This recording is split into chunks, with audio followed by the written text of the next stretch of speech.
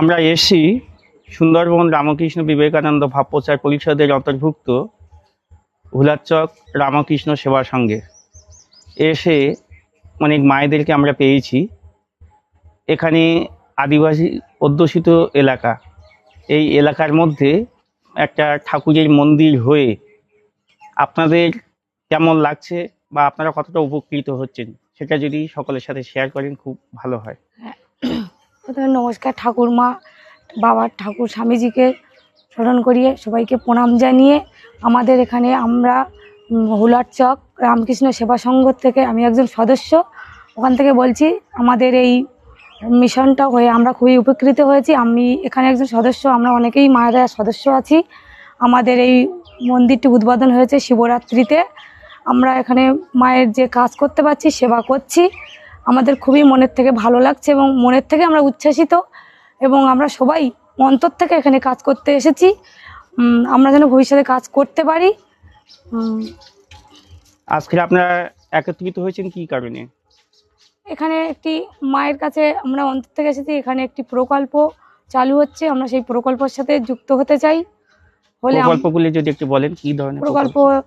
মানে যেমন সরিষার তেল, খাঁটি সরিষার তেল বানানো, তারপরে বড়ি তৈরি করা, বাড়িতে যে নির্ভেজাল বড়ি তৈরি করার, নির্ভেজাল সরিষার তেল। এখন তো মার্কেটে সব ভেজাল সরিষার তেল, তো রামকৃষ্ণ মিশন থেকে একটি উদ্যোগে খাঁটি সরিষার তেল মানুষের কাছে যদি আমরা পৌঁছে দিতে পারি, তো সেটা আমাদেরও উপকৃত, মানুষেরাও উপকৃত হবে। আর আরেকটি হচ্ছে থালা বাসন, মানে প্লাস কাগজে যে থালা তৈরি করা, অনুষ্ঠানে যে থালাগুলো লাগে, পুজো আশ্রিতে বলুন, অনুষ্ঠানে বলুন, সেই থালা আমরা কাগজের থালা বানাতে চাই। কারণ এখন প্লাস্টিকের বর্জ্য পদার্থ চারিদিকে ভর্তি হয়ে গেছে, তার জন্য আমরা একটি উদ্যোগ নিয়েছি, কাগজের থালা বানাবো, যাতে আমাদের সমাজে বর্জ্য পদার্থের কোনো প্রভাব না পড়ে। ঠিক আছে, অশেষ ধন্যবাদ। আমরা পেয়েছি ভোলারচক শ্রী রামকৃষ্ণ সেবা সংঘের প্রেসিডেন্ট সম্মানীয় সূর্যকান্ত সিং মহাশয়ের। উনি আশ্রমের প্রতিষ্ঠা লগ্ন থেকে আছেন, কিভাবে এই আশ্রম প্রতিষ্ঠা হয়েছে এবং এখন কী কার্যক্রম চলছে এবং আগামী দিনে কি করতে চান সেটা যদি বিস্তারিতভাবে সকলের সামনে বলেন, সকলে আমরা জেনে উপকৃত হব এবং আগামী দিনে আমরাও এগোতে পারবো। নমস্কার, আমি হুলারচক রামকৃষ্ণ সেবা সংঘের প্রেসিডেন্ট। ঠাকুরমা স্বামীজিকে আমার আবহময়ী লুণ্ঠিত প্রণাম জানাই। আজকের আগত বসিরহাটের থেকে ঠাকুরমা স্বামীজির কর্ণধার আমাদের অমিতবাবু আছেন, আমাদের রিপোর্টার আমাদের মহিতোষ ভাই, আমাদের রফিকুল ভাই এবং আমাদের আশ্রম এবং সর্বোপরি মায়েরা, যে মায়েদের উৎসাহ নিয়ে এমন একটি প্রকল্প তৈরি হচ্ছে। এবং আমার আসানসোল দুর্গাপুর থেকে এসেছেন আবার দেবনীলা মুখার্জি, আমি ওনাকে ধন্যবাদ জানাই। ওনার মেয়েও এসেছেন, সুন্দরবন সম্বন্ধে উনি রিসার্চ করছেন এবং জানতে চাইছেন যেভাবে মায়েরা কীভাবে জীবিকা অর্জন করেন এবং তার স্বামীরা আর পরিযায়ী শ্রমিক হিসেবে তারা বাইরে থাকেন এবং তারা সিজন ওয়ারিশ বাইরে থাকেন, আবার এখানে চাষবাস করেন। এই সময়ের মধ্যে যে মায়ের এখানে কাজের ঠাকুর যে এই প্রতিষ্ঠা হয়, আমরা আগামী 2026-এ যে আমরা 15ই ফেব্রুয়ারি আমাদের শ্রীমৎ স্বামী পরিশুদ্ধানন্দজি আমাদের এই মন্দির শিবরাত্রির দিনে উদ্বোধন করেছেন এবং বিডিও সাহেব ছিলেন আমাদের সমীর মণ্ডল এবং আমার বিশিষ্ট ব্যক্তিবর্গ এবং সঙ্গে আবার 14 জন মহারাজও ছিলেন। তাদের উপস্থিতি এবং সর্বোপরি সমস্ত গ্রামের মায়েরা, অধ্যুষিত এলাকা, এখানে বিশেষ করে নদীমাতৃক এলাকা এবং এখানে শ্রমিক ভাটা আছে, সেই জায়গায় শ্রমিকের কাজও করেন স্বামীরা, ইট বন, অনেকে মেয়েরাও ইটের কাজের সাথে যুক্ত থাকে এবং বিভিন্ন কাজের সাথে তারা থেকে আজকে যে প্রকল্প দুটো নিয়ে আমাদের আশ্রম থেকে করা হচ্ছে, 3টে বড়ি, কাগজ এবং খাঁটি সরষে তেল। যে মায়েরা আমি এগিয়ে এসে যে প্রকল্পগুলো নিয়েছেন, আমি আশ্রমের পক্ষ থেকে সেই সমস্ত মায়েদেরকে আমি করজোড়ে প্রার্থনা করছি, ঠাকুর মায়ের স্বামীজি ওনাদের জন্য সুমতি দিন এবং তাদের আশীর্বাদ করুন, যেন এই গ্রামের অগ্রগতি, মায়েদের অগ্রগতি এবং সমাজের অগ্রগতি এবং সুন্দরবনের সমস্ত দ্বীপে ছড়িয়ে দেব ঠাকুরমা স্বামীজির ভাবধারা। এবং আমাদের সর্বোপরি বসিরহাটের আমাদের ঠাকুরমা সেবা সংঘের অমিত বাবু এবং আমার মহিতোষ ভাই, রফিকুল ভাই এবং আমার মা এসেছেন, 2 জন মা এবং মেয়ে, যিনি প্রফেসর এবং তার মেয়ে রিসার্চ করছেন। তাকে সকলকে পেয়ে এই ছোট্ট বক্তব্য শেষ করছি। নমস্কার, ধন্যবাদ। আমাদের কাজকর্ম চলছে টাকি রামকৃষ্ণ মিশনের আশ্রম থেকে বিবেকানন্দ পাঠশালা এবং ফুলবন ফাউন্ডেশন থেকে, কলকাতা ফুলবন ফাউন্ডেশন থেকে একটি 5 to 10 পর্যন্ত একটি কোচিং সেন্টার, এবং ওই সঙ্গে প্রত্যেক সোমবারে একটি ফ্রি মেডিকেল ক্যাম্প হয়। আর আমরা বিভিন্ন আশ্রম আমাদের হেল্প করেন। আর ঠাকুরমা স্বামীজি যে এটি আমাদের একটি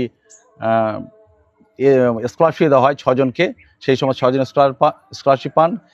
এবং আমাদের ওয়েলফেয়ার সেকশন থেকে এবং গোল পার্কের সেকশন থেকে যে সমস্ত ছেলেদের বৃত্তি দেওয়া হয় এখান থেকে দেওয়া হয়। এবং অনেকের বই কিনতে পারে না, তাদের বইও আমরা সাহায্য করি। আমাদের সারদা বুক স্টল আছে, বিভিন্ন সেবা কাজের সাথে যুক্ত আছে। অবশ্যই আমরা এই দিন টাকি রামকৃষ্ণ মিশনের যে দীক্ষা প্রোগ্রাম হলো, সেই দীক্ষা প্রোগ্রামে আমরা ছিলাম এবং আমরা ওখানে কর্মী হিসেবে কাজ করি। আমার সর্বোপরি আমাদের টাকির যে হেডকোয়ার্টার, উনি আমাদের সবসময় আমাদের সাথে উপদেশ দেন এবং আমাদের তাদের কাজ করান এবং সঙ্গে সঙ্গে আমরা কাজ করতে তৈরি আছি। আজ পরম সৌভাগ্য আমরা দুর্গাপুর থেকে পেয়েছি ম্যাডাম দেবলীনা মুখার্জি ম্যাডামকে। উনি এখানে সুন্দরবন মানুষের টানে এবং ঠাকুরমা স্বামীজির ভাবাদর্শ নিয়ে কাজ করার এবং কি উদ্দেশ্য নিয়ে এসছেন সেটা উনি বিস্তারিত আমাদের সকলের সামনে বলবেন। এবং সুন্দরবন জায়গাটা ওনার কেমন লাগছে সেটা যদি বিস্তারিত সকলের সাথে শেয়ার করেন, আমাদের ভুল ত্রুটি শুধরে নিয়ে আগামী দিনে কাজ করতে পারবো এবং সকল আশ্রমের সেটা ভালো হবে। সেটা যদি আপনি আলোকপাত করেন। নমস্কার, আগে আমি ঠাকুর মা স্বামীজিকে প্রণাম জানাই। আমি নিজেও এই ভাবাদর্শে দীক্ষিত, কারণ আমি দুর্গাপুরে থাকি। আমি এবং আমার মেয়ে ঋতবৃতা, আমরা দুজনেই দুর্গাপুরে বিবেকানন্দ বাণী প্রচারের সাথে অনেক দিন ধরে যুক্ত, যারা এই ভাবাদর্শেই কাজ করছেন। আমি খুব কৃতজ্ঞ যে আপনাদের কাছে এখানে আসতে পারলাম, বিশেষ করে অমিত বাবু, মহিতোষ বাবু এবং সূর্যকান্ত বাবু, যাদের সঙ্গে আমি এতদিন ফোনেই কথা। আজকে এসে এখানে যে এত বড় একটা আমি ছবি দেখছিলাম, হুলার চক উদ্বোধন হলো, সবকিছু হলো, এবং মায়েরা যে এত এগিয়ে এসে এখানে প্রকল্পের কথা ভাবছেন সেটা দেখে তো আমার খুবই ভালো লাগছে।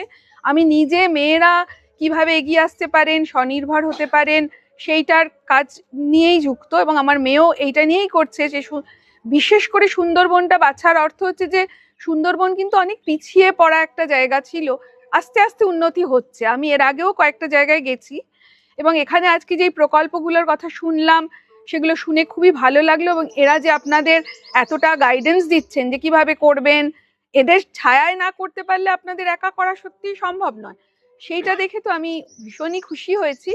এবং মানে আমার মেয়ে যে নিয়ে কাজটা করতে চাইছে, যে এখানকার মেয়েদের অবস্থান, সেটাও আপনাদের সঙ্গে কথা বলে অনেকটা জানলাম, আপনাদের জ্ঞানগুলো পেলাম। তাই আমারও এই জায়গাটাই, আর এই জায়গাটার প্রাকৃতিক পরিবেশ তো ভীষণই সুন্দর, যেটা দেখে খুবই ভালো লাগছে। আজকে আমি এখানে থাকবো ওনার বাড়িতে, সূর্যকান্ত বাবুর বাড়িতে, এবং আরও একটু কথা সবার সাথে নিশ্চয়ই হবে, গ্রামটাও ঘুরে দেখব। তাই সবাইকে অনেক ধন্যবাদ, এবং এখানে ঠাকুর মা স্বামীজি যে এনেছেন আমাকে, সেটার জন্য আমি এবং আমার মেয়ে দুজনের তরফ থেকেই আমি ধন্যবাদ জানাচ্ছি। আপনাকেও আমাদের পক্ষ থেকে অশেষ ধন্যবাদ, এবং আপনি আপনার পরিচিতি লেভেলে এই আশ্রমের কথা তুলে ধরবেন এবং আশ্রমের যাতে উন্নতি হয় সে বিষয়ে আপনাদের সহযোগিতা একান্তভাবে কাম্য। হ্যাঁ, ঋতবৃতা ম্যাডামকে ওনার মুখ থেকে এই পরিবেশে এসে উনি কতটা আনন্দ বা কি পেয়েছেন এই পরিবেশ থেকে সেটা আমাদের সামনে শেয়ার করছেন। নমস্কার, আমার নাম ঋতবৃতা মুখার্জি। আমি প্রথমে প্রণাম জানাই স্বামীজি, ঠাকুর এবং মাকে। এখানে আমি নিজের মায়ের সাথে এসেছি। আমার মা ডক্টর দেবলীনা গুপ্ত মুখার্জি শেষ 34 ইয়ার্স ধরে পড়াচ্ছেন মেয়েদের দুর্গাপুরে, এবং আমি এনআইটি দুর্গাপুরের একজন ডক্টরাল স্কলার। আমি পিএইচডি করছি সুন্দরবন নিয়ে এবং এখানে সুন্দরবনের মহিলাদের নিয়ে।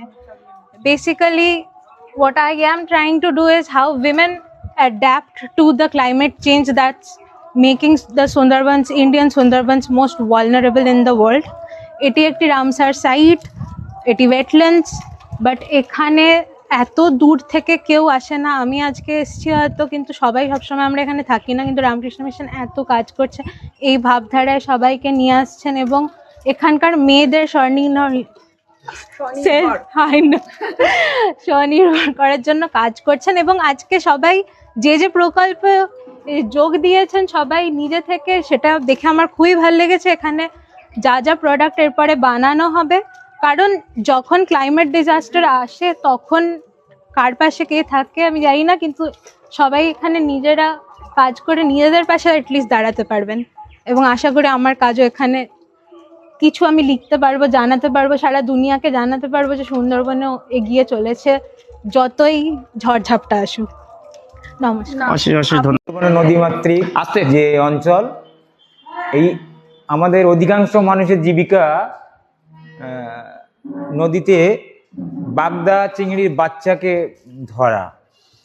তো বিশেষ করে মেয়েরা আর ছেলেরা উভয়ই যায়, যে ছিটকি জাল নিয়ে টানে, নদীতে এতখানি জলে নেমে টানতে হয়, টেনে টেনে বাগদার বাচ্চাগুলোকে আহরণ করে। তো গ্রামের সেই যে বাড়িওয়ালা, তিনি বলছেন তার স্ত্রীকে যে ওই সরঞ্জামগুলোকে সব গুছিয়ে দিতে নদীতে যাবে। তারপরে ওই ওই যে মাছগুলো ধরার পরে সে তার জীবিকা কিভাবে নির্বাহ হয় গানটার ভিতরে আছে। ও গিন্নি টানা জাল খান্দে গাঙে ভাটি লেগেছে, আমি বাগদার পোনা ধরতে যাব, বেলা হয়ে গেছে। ও গিন্নি টানা জাল খান্দে গাঙে ভাটি লেগেছে, আমি বাগদার পোনা ধরতে যাব, বেলা হয়ে গেছে।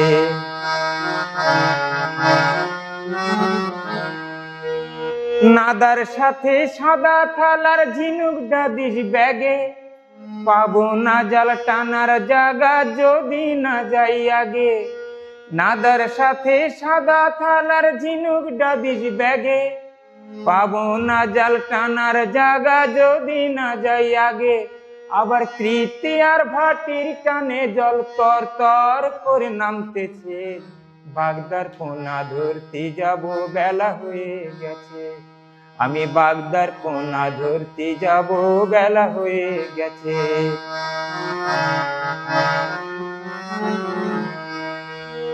চলে গেছে টেনির মা আর গেছে দেলুর বর, নিত্য আনা নিত্য খাওয়া কিসের আবার ডর।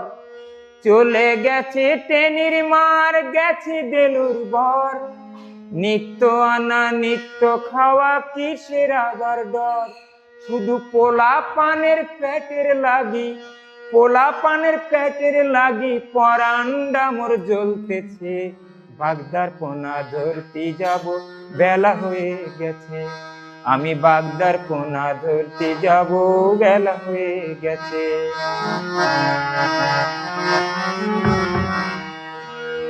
কামট কুমির বিষাক্ত সাপ বাঘের সাথে বাস, মা গঙ্গা মা বন বিবি আমাগো আশ্বাস। কামট কুমির বিষাক্ত সাপ বাঘের সাথে বাস, মা গঙ্গা মা বন বিবি আমাগো আশ্বাস।